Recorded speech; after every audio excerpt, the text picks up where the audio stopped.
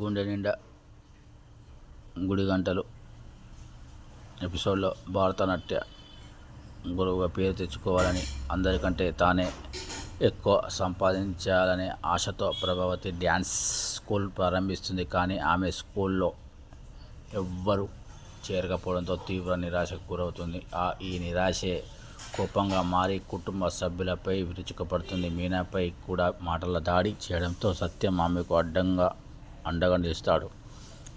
ఇదంతా చూసి బాలు బాధపడతాడు. తల్లి మన స్థితి చూసి బాలు నా దగ్గరికి ఓ మాస్టర్ ప్లాన్ ఉంది అంటూ మీనాతో కలిసి తర్వాత రోజు స్కూల్కి వస్తాడు. ఆ పండ్లు పూలతో వచ్చిన వారిని చూసి ప్రభావతి షాక్ అవుతుంది. మేము డ్యాన్స్ నేర్చుకోవడానికి వచ్చాము అని మొదట నిరాకరిస్తుంది. కానీ మీనాక్షి ఒప్పించడంతో ఫీజు తీసుకున్న రావడంతో వారికి డ్యాన్స్ నేర్పించడానికి ఒప్పుకుంటుంది.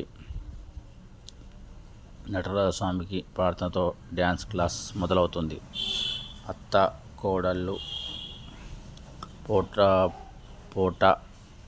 పోటీ పడుతూ నాట్యం మొదలు పెడతారు. ఉత్సాహంతో నాట్యం చేసిన ప్రభావతి ఒక్కసారిగా అయ్యా నా మెడ అంటూ కేక వేస్తుంది. పరిస్థితి సీరియస్గా మారడంతో బాలు మీనా ఆమెను ఇంటికి తీసుకెళ్తారు. ఇంట్లోకి వచ్చిన వెంటనే శృతి పొరపాటున హాయ్ చెప్పడంతో ప్రభావతి కింద పడిపోతుంది. ప్రభావతి పరిస్థితి చూసి సత్యం ఆగ్రహంతో ఈ వయసులో ఇలాంటి ప్రయోగాలు ఏమిటి అంటూ మందలిస్తాడు. మీనాక్షి తెచ్చిన ఆయుర్వేద వైద్యురాలు చికిత్స చేసిన ప్రభావతి ఇంకా అశ్రద్ధగానే ఉంటుంది. ఈ గందరగోళంలో మధ్య బాలు తన తల్లి బాధ చూసి నీ వల్లే మా అమ్మ ఇలా అయింది అంటూ మీనాపై ఆవేశంగా ప్రవేశిస్తాడు. దీంతో మరోసారి ప్రభావతి కుటుంబంలో ఉద్రిక్తత జరుగుతుంది. ఇంకా బుధవారం అక్టోబర్ 15 ఎపిసోడ్లోకి వెళ్దాం.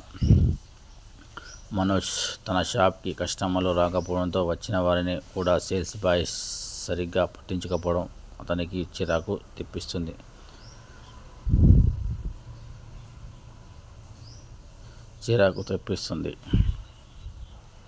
ఏమండి, షాపులో కస్టమర్లు ఉన్నా మీరు గేమ్స్ ఆడుతున్నారు, ఇంత నిర్లక్ష్యంగా ఉంటే అమ్మకాలు ఎలా పెరుగుతాయి అంటూ సిబ్బందిపై ఆగ్రహం వ్యక్తం చేస్తాడు. ఆ తర్వాత వారి లుక్ మీద కూడా కామెంట్లు చేస్తూ ఇదే సెన్స్ చూసి ఎవరు వస్తారు షాప్కి, సేల్స్ బాయ్స్ అంటే ప్రజెంటేషన్ ఉండాలి అని మందలిస్తాడు. తన స్టైల్లోనే సొల్యూషన్ కూడా ఇస్తాడు. ఇకపై మీ అందరికీ నేను ఐరన్ బాక్స్ ఇస్తా, మీరు డైలీ నెట్ డ్రెస్సింగ్తో కనిపించాలి చెప్తాడు. ఫ్రీగా ఇస్తున్నట్లు బిల్డప్ ఇచ్చి ఆ తర్వాత నెల సాలరీ నుండి కట్ చేస్తా అని చెప్తాడు. ఒక్కసారిగా షాప్ కీపర్స్ షాక్ అయిపోతారు.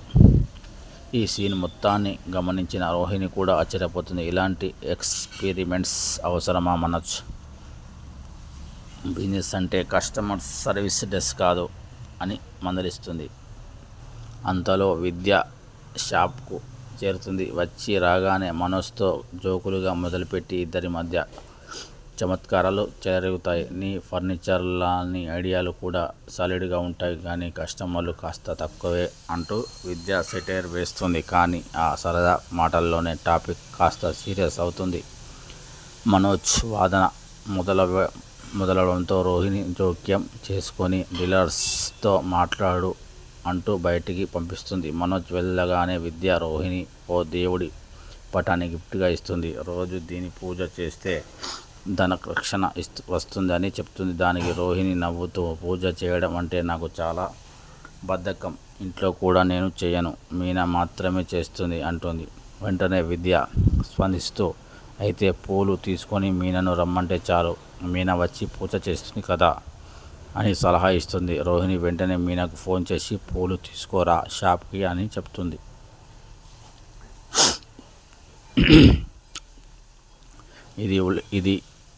ఇది ఇలా ఉండగా మీనా పూలు తీసుకొని వస్తున్న క్రమంలో దారిలో మటన్ మాణిక్యం మలయాష్ మామయ్య కనిపిస్తాడు. మీనా అతన్ని పిలవడానికి ప్రయత్నిస్తుంది. కానీ మలేషియా మామయ్య తనని పట్టుకుంటే అసలు విషయం బయట పడిపోతుందేమన్న భయంతో బైక్ ఎక్కి పారిపోతాడు. మీనా మాత్రం ఎందుకు తప్పించుకుంటున్నాడో ఏదో ఉంది అనుకుంటూ అతని వెంట పడుతుంది. మాణిక్యం బైక్ వేగంగా పెంచి తప్పించుకుంటాడు. అలా తప్పించుకొని చివరికి రోహిణి షాప్కు చేరుకుంటాడు.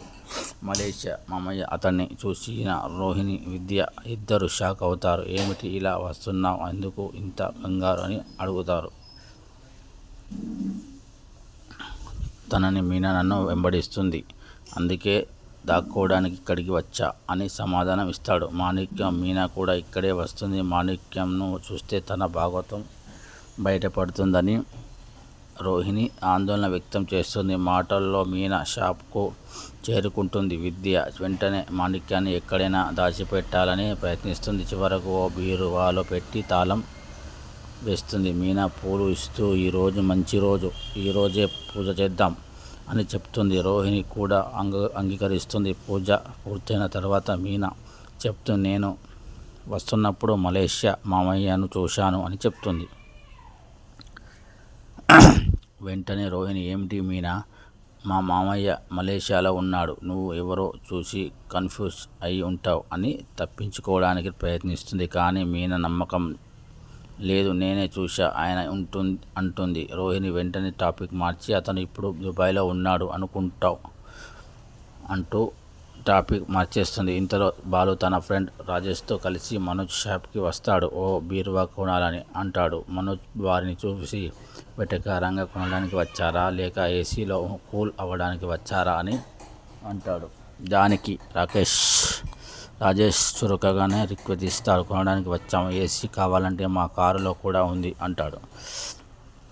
మనోజ్ సరే ఏ బీరువా కావాలో సెలెక్ట్ చేసుకోండి అంటాడు. రాజేష్ ఆ గ్రీన్ కలర్ బీరువా చూపిస్తూ ఇది వచ్చింది, ఇదే కావాలి అంటాడు. కానీ ఆ బీరువాలో మాణిక్యం దక్కున్నాడు. ఆ విషయాన్ని విద్య వెంటనే రోహిణికి మెల్లగా చెప్తుంది. అది తీసుకుంటే అంతే మనం దొరికిపోతాం. దీంతో రోహిణి కంగారుగా ఆ బీరువా అమ్ముడు అయిపోయింది అని వేరే ఒకటి తీసుకోండి అంటుంది. కానీ రాజేష్ మొండిగా నాకు గ్రీన్ కలర్ బీరువానే కావాలి అంటాడు. రోహిణి కంగారుగా విద్య ఇప్పటికే దానికి పేమెంట్ ఇచ్చింది అని సాకులు చెప్తాడు.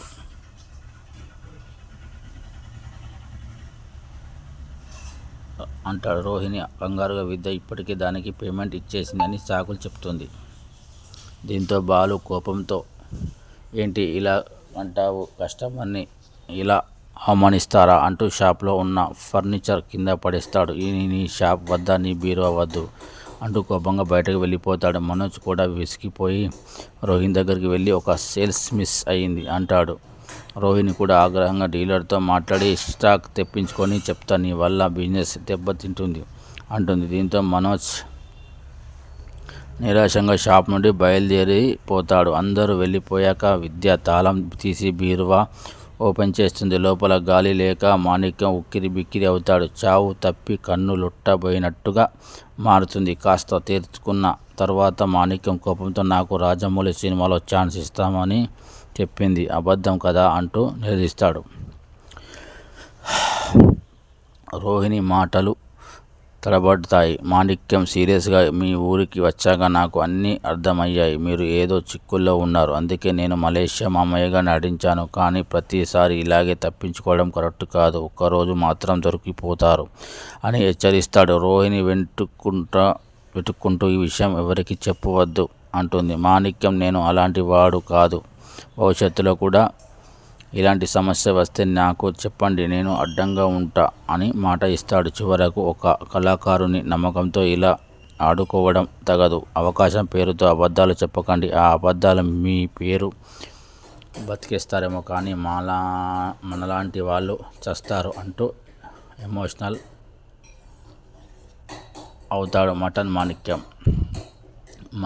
ఇక ఇంటికి వచ్చిన మీనా మాత్రం మటన్ మాణిక్యం గురించి ఆలోచిస్తూ ఉంటుంది. ఎందుకు తప్పించుకున్నాడు, మలేషియాలో ఉన్నాడంటే రాజమండ్రిలో ఎలా ఉన్నాడు అని తనలో తానే ఆలోచించుకుంటుంది. బాలు ఎంత మాట్లాడినా ఆమె స్పందించదు. కంగారుగా ఆలోచనలో మునిగిపోయి ఉండగా నేటి ఎపిసోడ్ ముగుస్తుంది.